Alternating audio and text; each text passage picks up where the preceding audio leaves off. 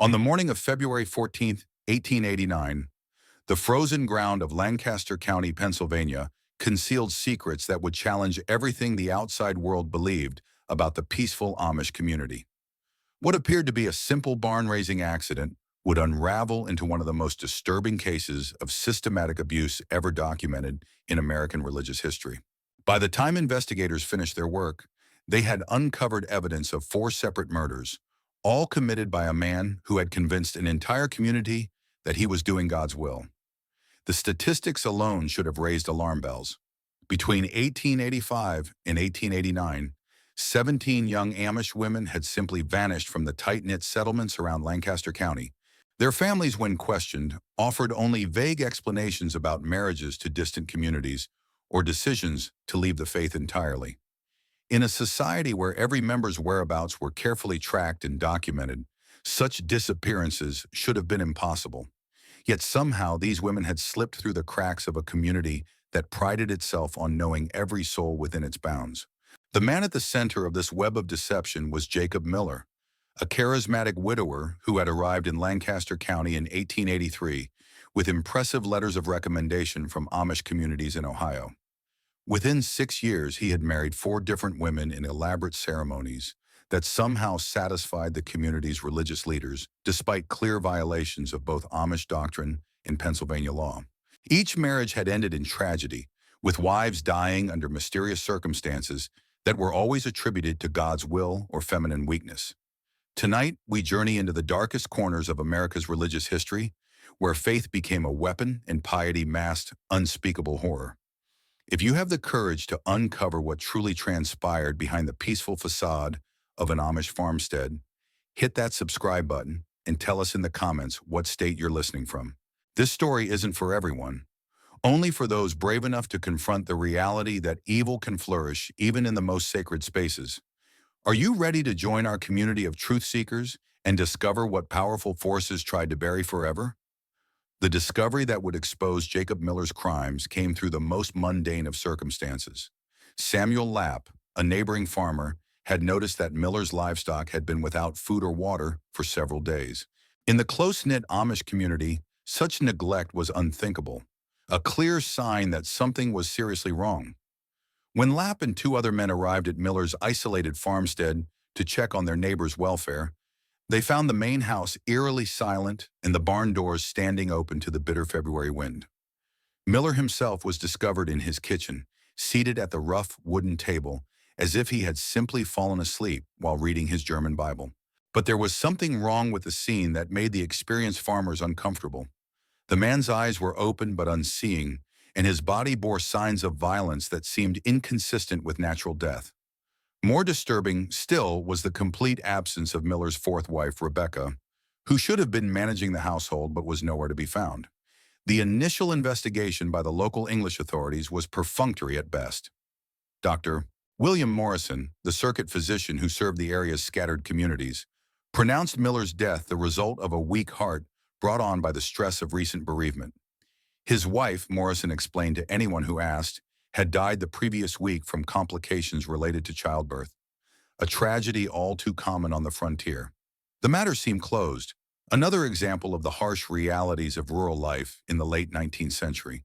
But Samuel Lapp couldn't shake his unease about what he had witnessed at the Miller farmstead. The man had appeared to be in perfect health just days earlier, and Rebecca Miller had shown no signs of pregnancy during their last encounter at the community's weekly market. More troubling still were the subtle signs of disturbance throughout the house.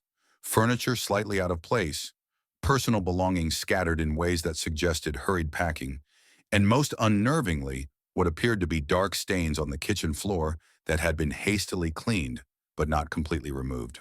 Jacob Miller's arrival in Lancaster County in the autumn of 1883 had been orchestrated with the careful precision of a man who understood exactly how to exploit the trust and insularity of the Amish community. At 42, he presented himself as a widowed farmer seeking a fresh start after losing his wife and children to typhoid fever in their Ohio settlement.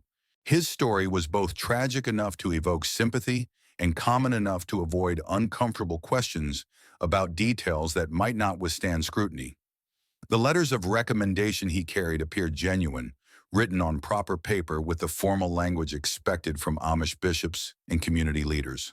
They praised Miller's devotion to the faith, his skill as a farmer, and his reputation as a man of unshakable moral character, who had borne his losses with Christian resignation. What the Lancaster County elders didn't know was that these documents were masterful forgeries, created with the help of a disgraced former minister who had been expelled from his Ohio community for reasons that were never made public. Miller's physical presence commanded respect and attention in ways that made him immediately influential within his new community. Standing well over 6 feet tall with broad shoulders and calloused hands that spoke of hard work, he embodied the ideal of Amish manhood. His thick brown beard, streaked with premature gray, gave him an air of wisdom beyond his years, while his deep-set blue eyes seemed to burn with religious fervor that impressed even the most devout community members.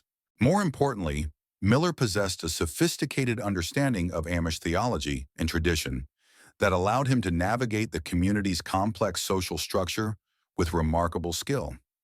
He could quote scripture in both German and English, demonstrate familiarity with the Ordnung that governed daily life, and speak knowledgeably about farming techniques that had been passed down through generations of Amish families. His knowledge was so comprehensive that it convinced even skeptical community leaders that he was genuinely one of them. The first sign of Miller's unusual interpretation of religious doctrine came during his courtship of Anna Stoltzfus, a 23-year-old woman whose father had died the previous winter, leaving her family's farm in desperate need of male leadership.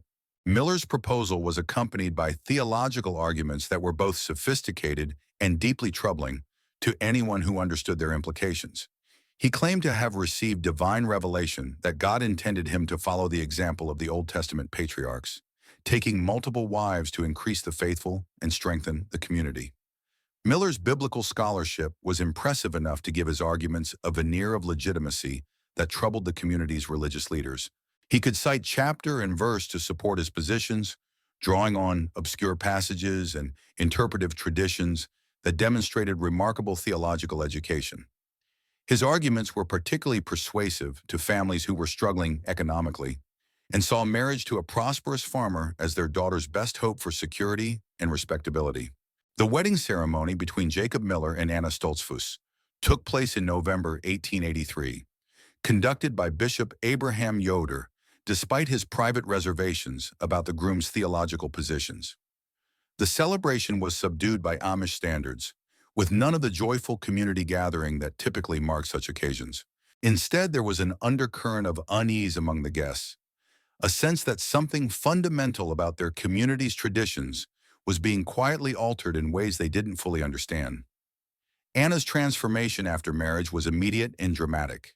The spirited young woman who had managed her family's farm with competence and confidence became withdrawn and submissive, speaking only when directly addressed and avoiding eye contact with community members who had known her since childhood. When concerned neighbors asked about her health and happiness, she would respond with mechanical assurances that everything was as God willed. But her manner suggested someone who had been thoroughly broken and rebuilt according to another person's design. The first indication that Miller's household operated according to rules that differed radically from Amish norms came during the winter of 1884, when Anna's younger sister Mary attempted to visit and was turned away at the door. Miller himself answered her knock, explaining politely but firmly that his wife was undergoing intensive spiritual instruction that required complete isolation from worldly influences, including family members who might distract her from her religious duties. Community members who had business with Miller noticed that Anna was rarely visible during daylight hours, and when she did appear, she moved with the careful precision of someone who had learned to avoid triggering unpredictable consequences.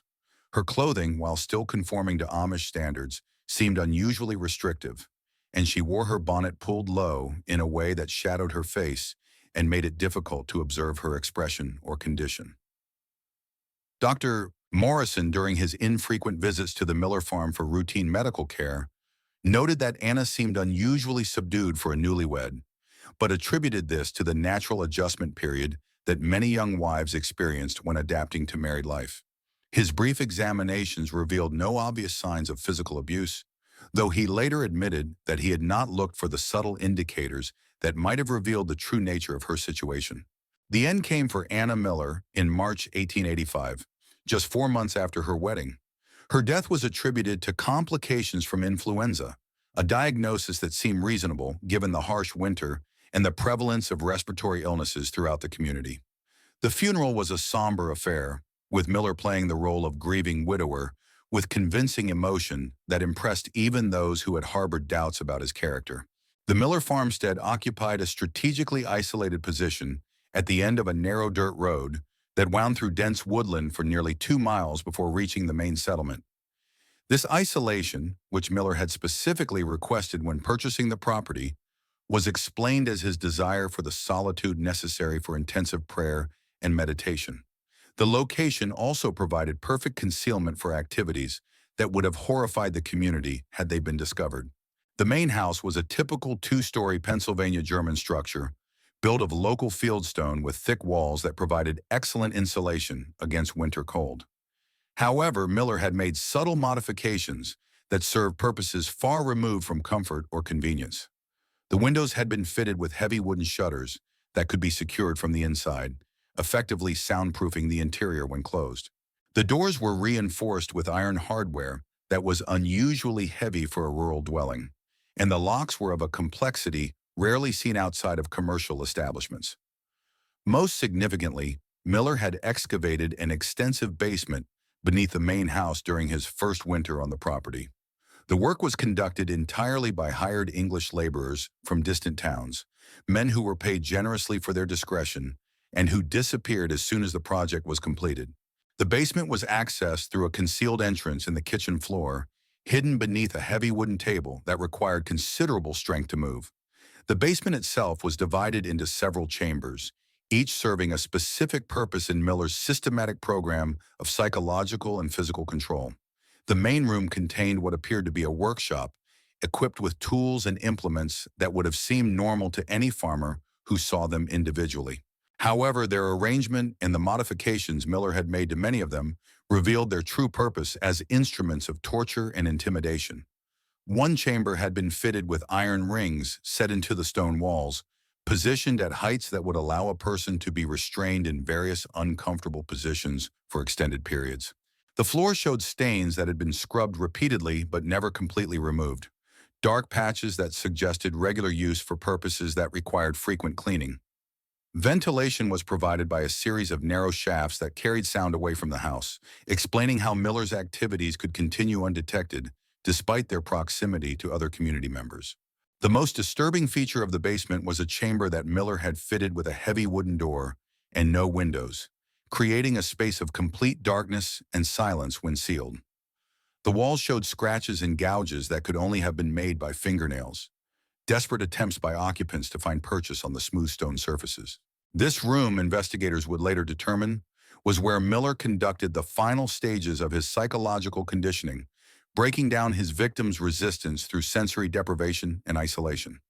Samuel Lapp's growing suspicions about his neighbor's activities led him to conduct careful observations of the Miller property during the winter months following Anna's death.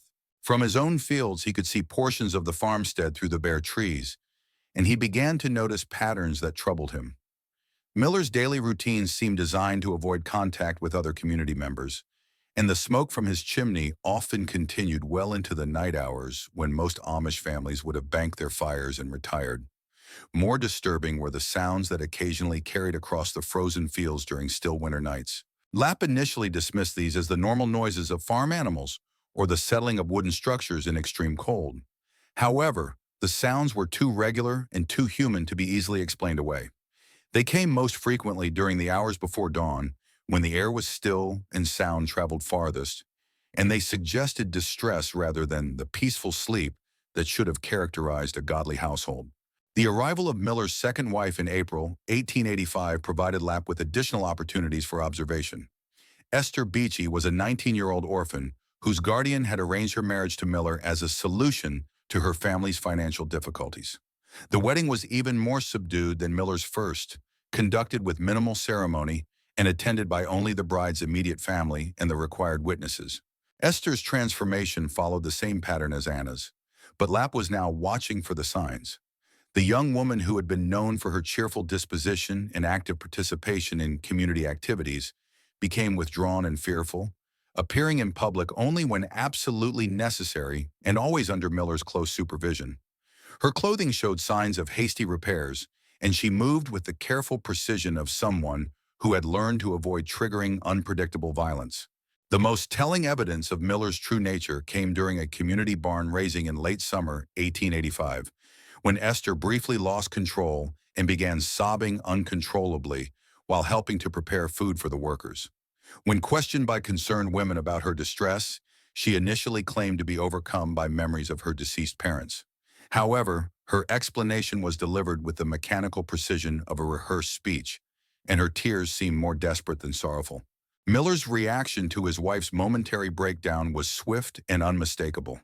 He appeared at her side within moments, placing a firm hand on her shoulder while speaking quietly in her ear. The effect was immediate and terrifying. Esther's sobbing stopped as if a switch had been thrown, and she assumed the blank expression that had become her normal countenance. The exchange lasted only seconds, but it was observed by several community members who were disturbed by the implications of what they had witnessed. The death of Esther Miller in January 1886 marked a turning point in the community's perception of Jacob Miller.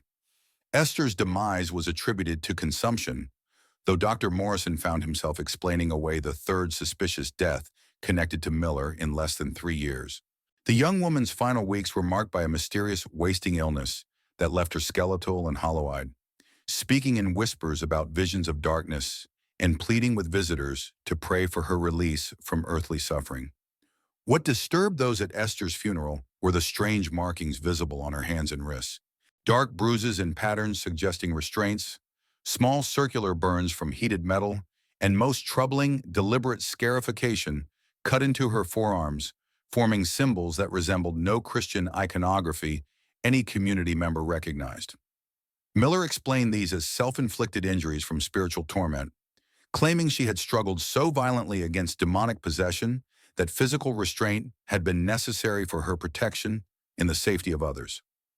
Dr. Morrison's private journals reveal his growing conflict between medical observations and social stability. Patient presence with injuries consistent with prolonged restraint and possible torture. Morrison wrote after examining Esther's body, "Burns appear deliberately inflicted. Scarification shows ritual pattern rather than random self-harm. Muscular atrophy suggests prolonged confinement. However, husband's theological explanations are sophisticated and delivered with apparent sincerity. Community leadership accepts his account of spiritual warfare. The physician's willingness to rationalize increasingly obvious evidence was reinforced by financial considerations that compromised his professional judgment. Miller had become Morrison's most reliable income source, paying premium fees for medical consultations and requesting expensive medications that generated substantial profits. Morrison's struggling practice in the economically depressed region made Miller's patronage essential for his family's survival.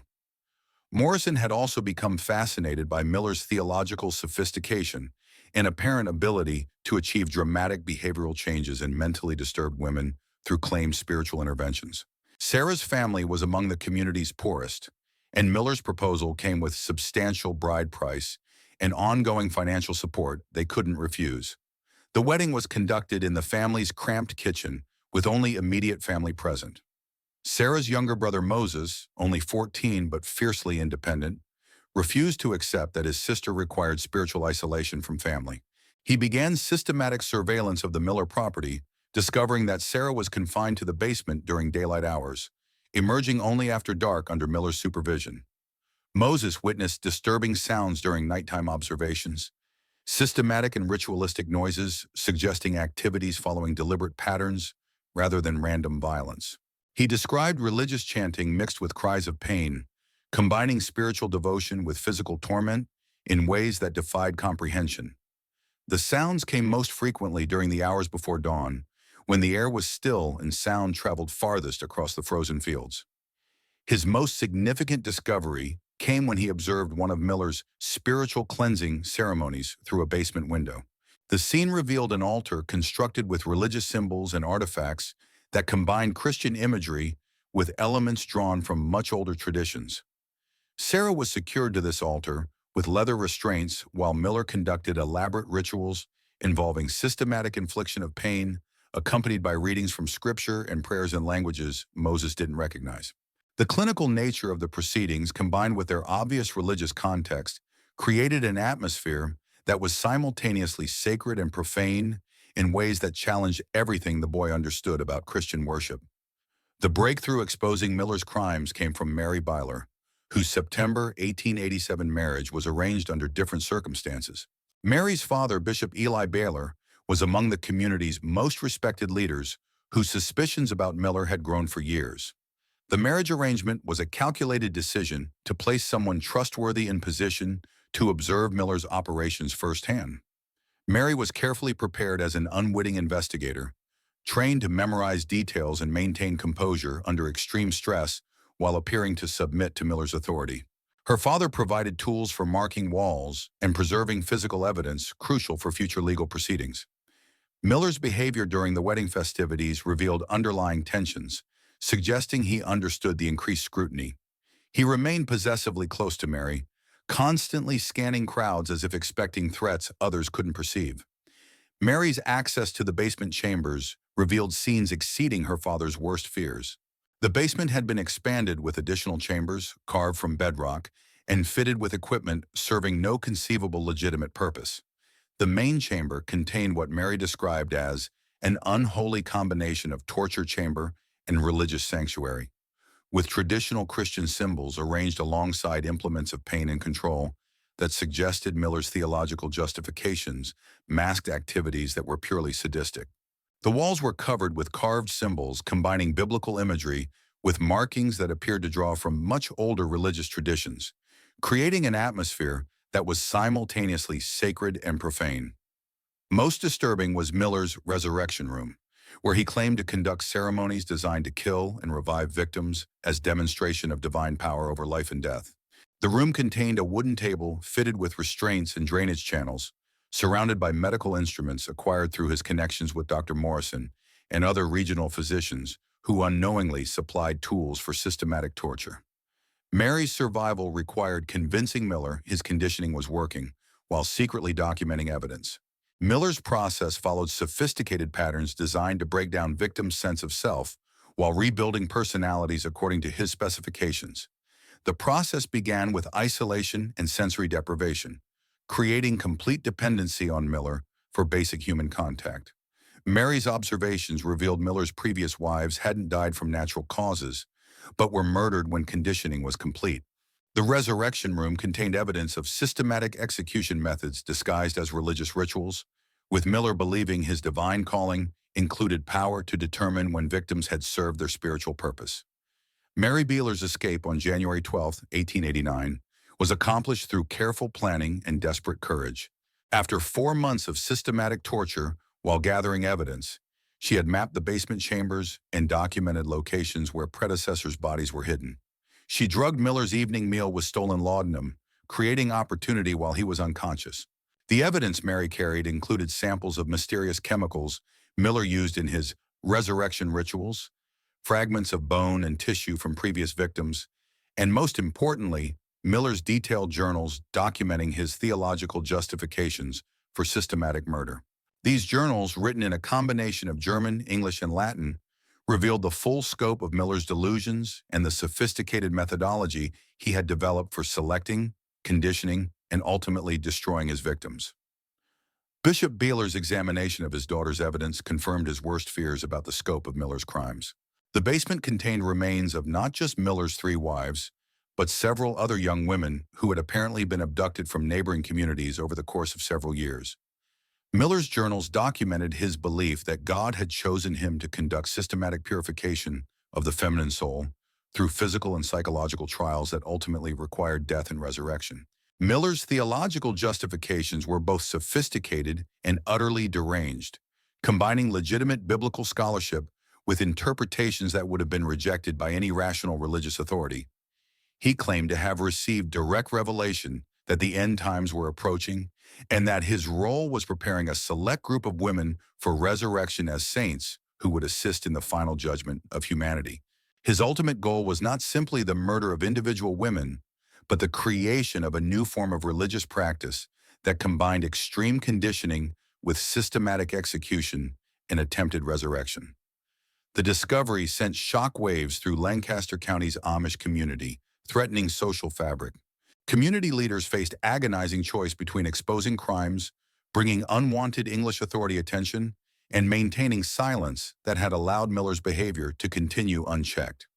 Sheriff Thomas McKenna's investigation revealed systematic torture methods combining medieval brutality with modern medical knowledge.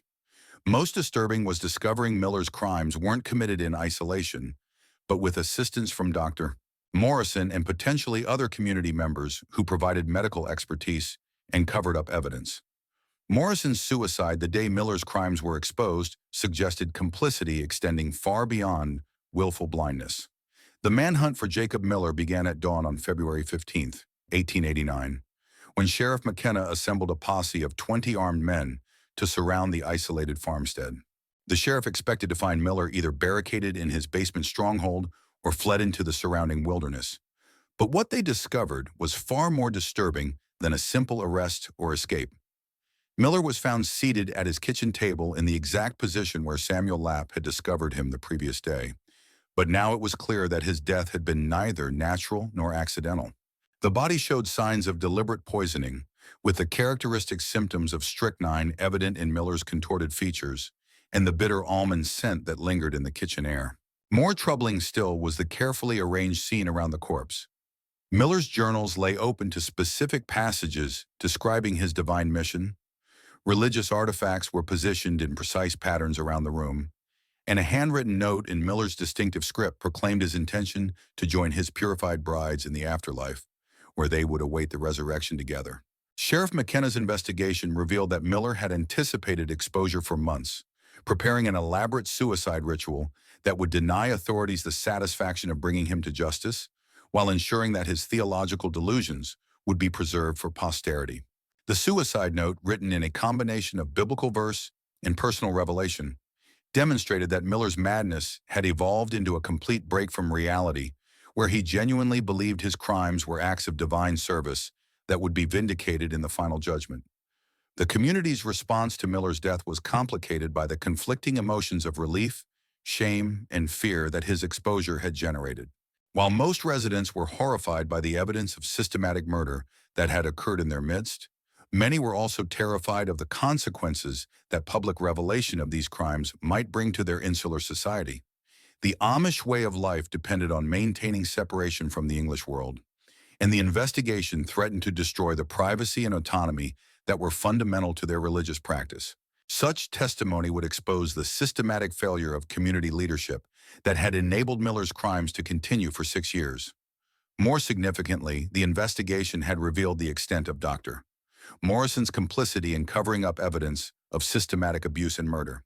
Morrison's suicide on the day of Miller's exposure eliminated the primary witness who could have explained the medical aspects of the case, but it also raised troubling questions about how many other professionals and community leaders had chosen willful blindness over uncomfortable action when confronted with evidence of criminal behavior. The legal proceedings that followed Miller's death were deliberately limited in scope, focusing on documenting the physical evidence while avoiding the broader questions of community complicity that would have required extensive testimony from traumatized witnesses.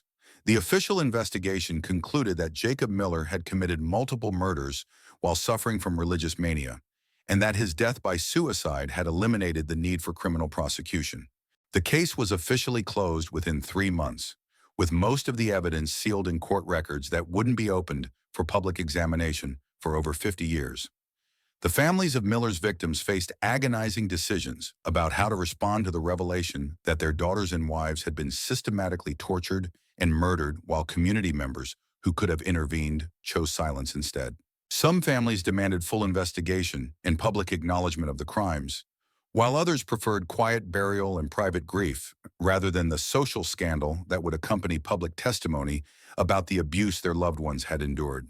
The Amish community's traditional emphasis on forgiveness and moving forward without dwelling on past grievances was severely tested by crimes that challenged fundamental assumptions about the nature of evil and the reliability of spiritual authority. The discovery that Miller had used sophisticated theological arguments to justify systematic murder forced a painful examination of how religious doctrine could be corrupted by individuals seeking to exploit the trust and obedience that were central to Amish social structure.